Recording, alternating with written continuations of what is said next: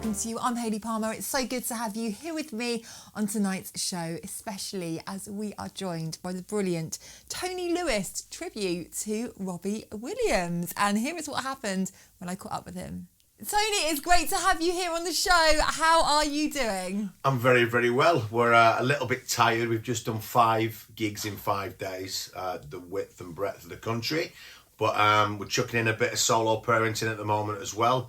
And but all good. No complaints. Wow, 5 gigs on the trot. I don't know how you do it. And I mean, I have to say, I came to see you, I think it was at the Solent Hotel in Hampshire, which is where I'm originally from. And I came to see you with some friends, and we were just like, we're going to have a good night out. And we just thought you were absolutely incredible. I mean, how do you do it? How do you prep yourself for these gigs?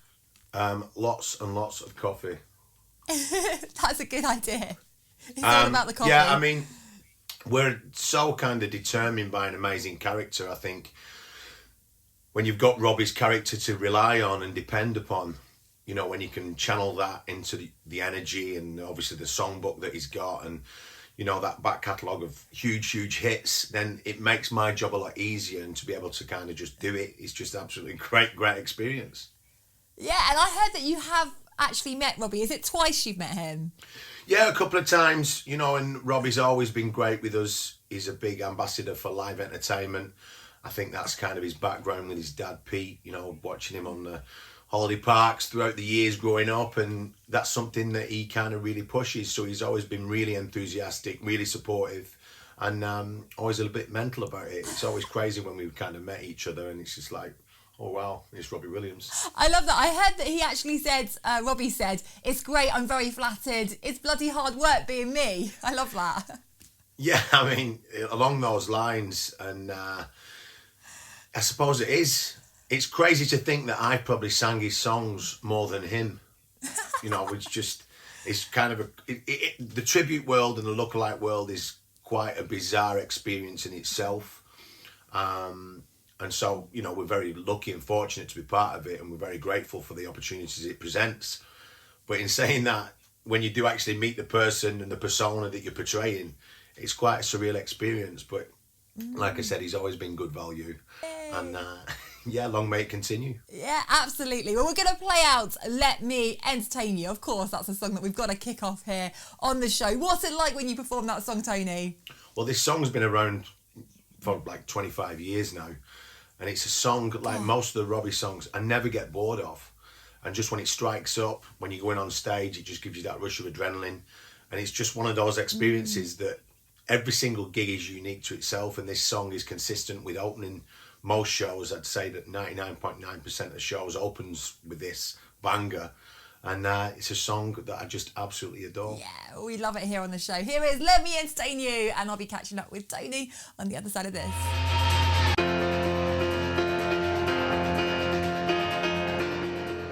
Now, we like to get to know our guests a little bit better here on the show, Tony. So we've got a quick fire question round for you. Are you ready? I am ready, yeah. A little bit nervous about this one. Born ready. He's nervous. It's nice. We're going to be nice to you here on the show, don't worry. Okay, first question that we want to know. First song that you ever purchased back in the day?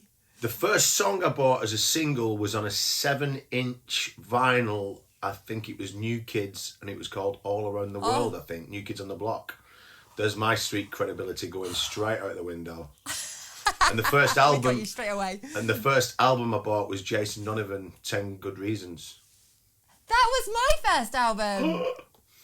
Yeah, I remember... I thought you were older than me, but never mind. Yeah, it's just, daddy in life just ages us so quickly. Yeah, I think I got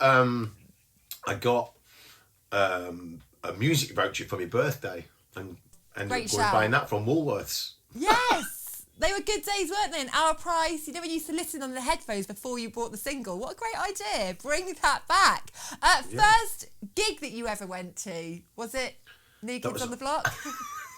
No, that was also Jason Donovan. Stop. Yeah, that was I'm doing Fine tour, and that was the Birmingham NEC. My mum took me down on like one of the coach trips that kind of took you down. She took me down for my birthday. I remember, and then it was amazing because then I was doing a festival up here, Earlham Live, that we do every year, and Jason was performing on it. So it kind of went full circle. I think when you kind of perform with the first person you ever saw live on stage, it was like, wow, this is amazing. Did you meet Jason? Yeah. Legend. Really is. That's and I know that he's kind of, that's my weekend mate, that him and Kylie going back for the rap of Neighbours. I'm going, oh my God. We're going to play out now Mixed Signals by Robbie, and we can't wait to catch up with you after. I tried your number at night, but to no avail. Now, I want to rewind, Tony, how everything started, because did you always have a talent for singing, for music? Let's sort of go right back there. I'm sure some people would kind of say I've still not got a talent for it now. But no. It was one of those experiences where you're the right place, right time. I was on a football trip up to Blackpool, went in a bar there called the Merry England, like 50 of us. And it was kind of that time, late 90s, early noughties, and people, Robbie was just huge then, and people like, good days. You look at great days. Responsibility free, just kind of could do whatever you wanted, and anyway, fast forward now. But and we just kind of went in. The boys got me up singing on a karaoke in front of a kind of a brutal 800 people crowd in the Merry England with Joey Blower. Wow. If you're not very good and half the room start going like this, they just boo you off. You get pelted off. But luckily, I got through, ended up winning a competition I didn't even know I was in. And then got spotted from there. And somebody said, do you want to come be in Robbie Williams from me in the Legend show? And I was like, yeah, that sounds like a plan. Thought it'd kind of last a summer season in 2002. And here we are 20 years later still doing it. And it's kind of, That is incredible. It is incredible. That's the bit that gets me. 20 years later. And also, it's not just like singing like someone. It's the same mannerisms, the smile, the way you move. I mean, you've just got it all. Like, I'm totally confused when I see you perform. Come on. Maybe have a bit less wine the next time you come to the show, Hayley. That's true. But no, it is a real skill, isn't it? And I'm so pleased that you still get that buzz when you're doing it. And the crowds love it, don't they? Especially after lockdown, right? Yeah, I think since resumption last year, I think people have appreciated that we need live entertainment, we need that interaction, and we need to go out with our friends and family and loved ones and, interact and make the most of experiences at live venues and gigs and concerts and festivals.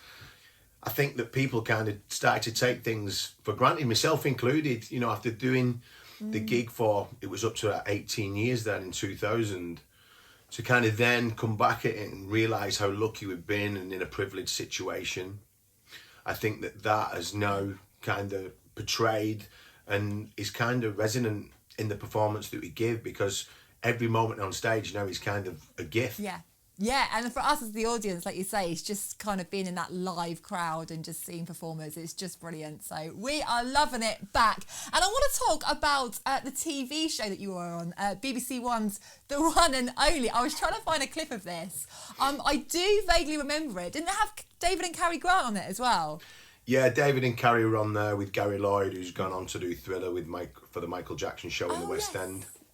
And that's where I actually met my wife. So a mixed bag of experiences, really. I think that looking back on it as a show, in hindsight, it's an amazing thing, isn't it? And being in that TV kind of environment, as you well know, and doing so well at, by the way. I love watching your stuff. I think Give you that fiver later. Yes. We kind of, looking back, it was kind of a surreal experience to be in front of 7 million people every day. And like how we're doing this now, you kind of learn that skill set of speaking to the camera and interacting.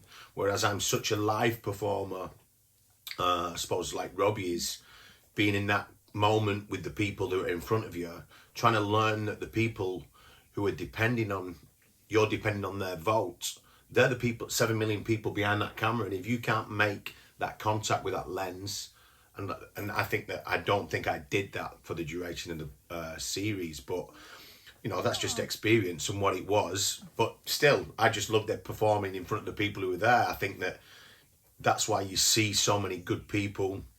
You kind of go to your Anton Dex, your Vernon Kays, your people who are amazing in front of the camera, and Hayley Palmer, of course. I'll take that.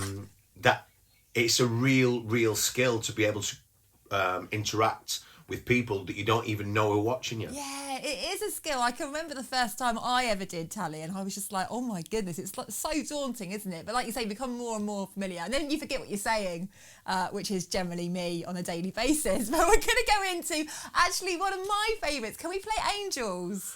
Why not? Well, it's a biggie. I think it's the game changer. I always introduce it as Robbie's game changer and retrospectively my life changer, because I don't think if I'd be in the position that I am if this song hadn't been released.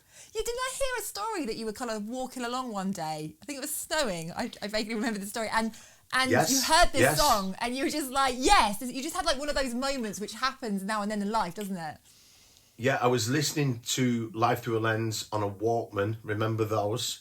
Oh, I do. I'm old enough to remember. I was listening and I was walking to my girlfriend's at the time, and this song came on and it started snowing. And it was kind of such a profound moment. And I was like, wow, this song is pretty amazing. Remember, you had to have a thing called AMS on your Walkman where it rewound to the previous track. Otherwise, you just go all the way to the... you go all the way to the beginning of the tape. So AMS, back to the beginning of the track, and just played it again. I was like, it's snowing, it's that. It's just, wow. Oh, Game changer. Absolute game changer. Well, here it is. Robbie Williams, Angels, one of my favourites.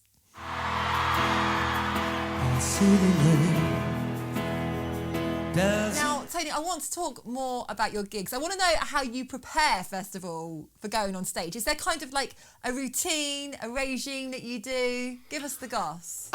It depends where we are. I think because we're fortunate enough to travel the world doing it, it totally depends on the setup. I suppose like a lot of entertainers around the country who are at kind of our level, you know, it depends on the setup. You go in, lugging your gear into the venue. You know, when you get to the venue and you see like it's a 2 stairs climb, you're like, oh, you know, it's just the stairs. But it's always the nice ones where you can just drive up, get the stuff out of the car, straight onto the stage. Yeah, what luxury. But you know, that's the grounding, and I think that makes you appreciate the great gigs when you just turn up, do the sound check, go back to your hotel. So it just totally depends what happens. I don't have a set routine. It's a case of I don't do the Elvis Grant Me Serenity prayer that Robbie does before the gig or anything like that. If I'm performing with the Take That band, we'll usually wish each other well. If I'm performing with my band, Hot Fudge, we'll usually just have a quick high five or a quick success. Because when I performed in Holland a long time ago and working with bands over there, I realised that people don't say good luck over there. They say success, and I think that's a better thing. I think it's instead of going good luck, I think that success is a better message to send on stage. Let's go and have it a little bit. So we do kind of go with that kind of motto, and we could just get on there. Like we said, entertain you strikes up, the adrenaline kicks in, on we go, and we just start bouncing around and having a great time for 90 minutes. Yeah, I mean, you've been doing it for so many years, but I just wondered how you kind of psyched yourself up, because, you know, whatever's going on in your world, you're having a bad day, but then you've got to suddenly get there on stage. But I guess that's what you performers do, isn't it? Yeah, I think a performer per se has a certain DNA in them, whether it may be, you know, an exhibitionist or a show-off or anything like that. I think that's kind of commonplace within anybody's kind of makeup within the industry. But for me, it's just a case of getting on, singing songs that I'd been normally listening to on the radio or on my iPod or, you know, on a journey or anything like that. So, you know, just it's refreshing now after having a bit of a period of rest from the COVID situation to now being able to go out. It's just give us that kind of rest that we needed, I think. And it's refreshing and we feel revigorated. Is that even a word? I think so. It is now. But the crowd must absolutely love it. I mean, me included, like, we know every single word. So I guess it's just so lovely having the crowd on your side, isn't it? Yeah, it is. But I'm kind of learning now that I'm getting old. You know, it's kind of, you're making noises when you get out of bed. You're like, you know, it's like one me of when them. I stand up, I go, oh. You know, and that's kind of My knees. realising that you're getting a little bit old. And that's just life and part and parcel of it. when you performing the Take That dance routines, if we were the Take That boys, I'm just like, my knees, you know. But that's kind of just how it is. I think that's just old age and getting on with it. But we'll feel the consequences in the morning after. But while the gig's going on, we're just giving it all we can get, and then, you know, just need a good lie down after it and a good night's sleep. Get Tony that strong coffee immediately, right? Yes. But what is coming up for you next? Where can we see you? We want to know. Are you coming to the South Coast? We've got quite a lot coming up. Obviously, now we're heading to festival season, so there's some big gigs taking off. South Coast wise, I think we've got one in Eastbourne, one in Bournemouth, one in Eastleigh at the Concord at Phony Fest, which Concord is always Club. a banging weekend. Oh, I love the Concord Club. Yeah. Big Well, make fan. sure you come down on the Sunday, the 21st of August, I think I'm there, closing the outside stage with the band. So you I'm could there. be my guest I know there, every actually. Get down. word. And then if it's been No, a long I'm week, embarrassing you can because I come know and sing every a song word for of us. every song, honestly, and every dance routine. That's me. I have no shame. But, I mean, because it is now the summer, I've got lots of flybacks to Ibiza. I've got 13 trips to Ibiza that are always kind of nice. R&R. Well, that's the plan anyway. A few trips, Norway, Denmark, stuff like that. Germany. Wow. And then, you know, so much on in the UK. And we have a Central Pier summer season show at Blackpool there with the Kings and Queens performing with some amazing artists, CJs, Michael Jackson, Anthony Costello, as Prince, people like that, Yeah. you know, Elvis, we've got Kylie, you know, Yeah. you name them, we've got them. Love that. Well, we're going to put details on the screen below of how people can check out where you will be next. We're going to play out Candy, and we will see you after this.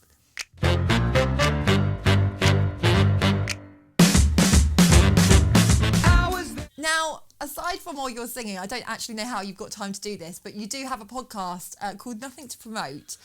Tell us about this. Yeah, well, I think that as we adhered to before, as a performer and a creative, you have like that thing in you that you need to be doing something. So when entertainment, hospitality and the businesses were on the down low during the pandemic, I was kind of racking my brains what to do and kind of thinking, you know, you need to do something just for my kind of sanity.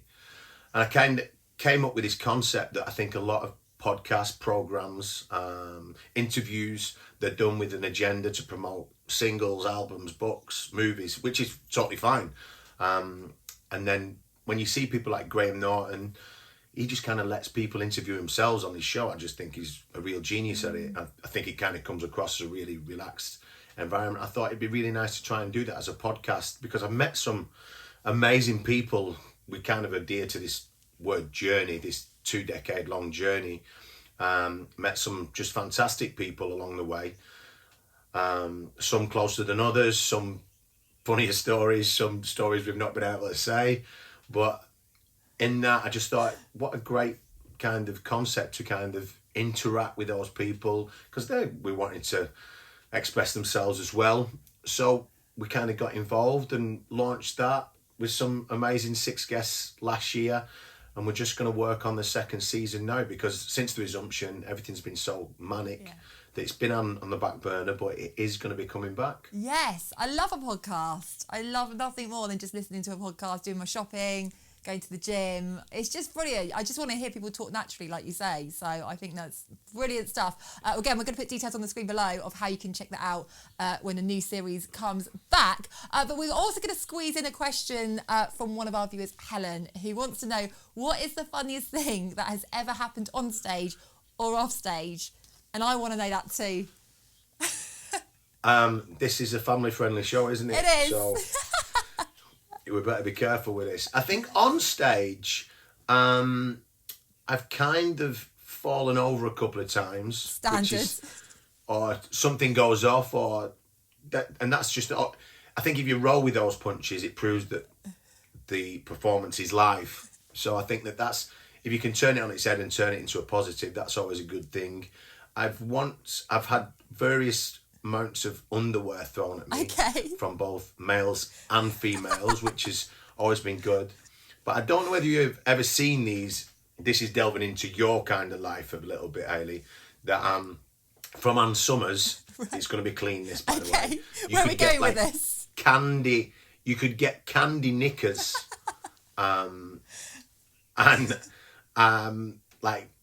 somebody once threw those on stage, but when they kind of hit you, they were quite heavy, you know. So it's like, jeez, you know. And then they kind of went on the floor and then smashed in.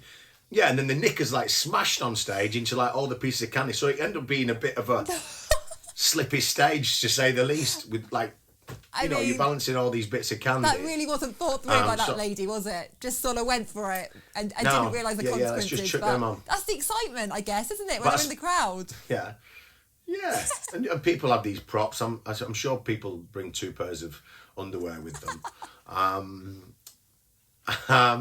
And I think off stage, probably, apart from meeting Robbie, which is always quite bizarre, I think bumping into Liam Gallagher in the toilets in Little Mayfair was wow. Okay. The most random experience, because he kind of looked at me and went, "What are you doing here?" And then he realised he was like with Liam from. That's brilliant. He was like with Liam from the Prodigy. So I then proceeded to have a 20-minute conversation with the 2 Liams from Oasis and the Prodigy in the toilets of the Little Mayfair Club in London, and then it ended up with them 2 singing Angels to me. So it was like, and at the time my wife was 6 months pregnant, and she was like, "Where have you been?" I said, "Listen, you're not going to believe this, but I've just been in the toilets with Liam Gallagher."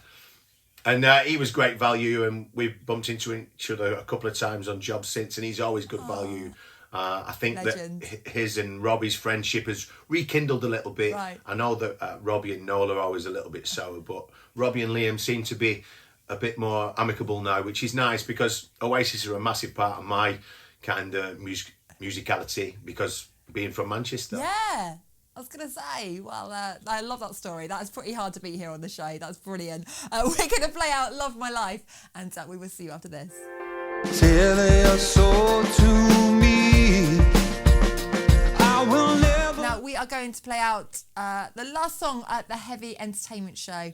But Tony, I want to thank you, because I'm so glad that we could make this happen.